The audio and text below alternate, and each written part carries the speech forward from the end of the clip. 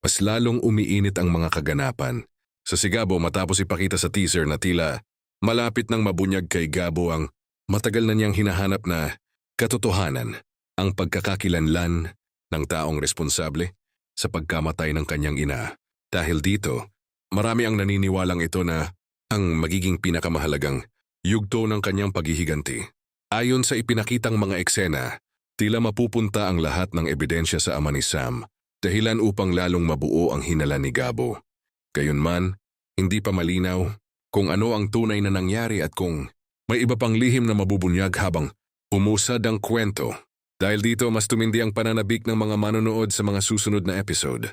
Isa rin sa mga inaabangan ng fans ay kung paano haharapin ni Gabo si Sam na ginagampanan ni Julia Montes.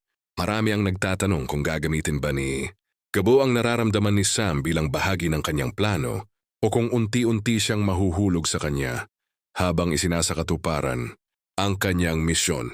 Kung sakaling piliin ni Gabo na paibigin si Sam upang makalapit sa kanyang pamilya, tiyak na magiging mas komplikado ang sitwasyon. Maaaring sagbunga ng matinding emosyon at pagsubok, lalo na kung mabubuo ang tunay na damdamin sa pagitan nilang dalawa. Ito ang isa sa mga teoryang masiglang pinag-uusapan ng mga taga-subaybay ng serye. Sa kabila ng iba't ibang hula ng mga manonood, tanging ang mga susunod na episode lamang ang makapagsasabi kung ano talaga ang magiging kapalaran ni Gabo at Sam. Patuloy na hinihikayat ng serye ang mga manonood na abangan ng opisyal na mga kabanata upang malaman kung paano mabubunyag ang katotohanan at kung paano maaapektuhan nito ang buhay ng bawat karakter. Habang papalapit ang mas matitinding revelasyon, isang tanong ang nangingibabaw sa isipan ng mga fans.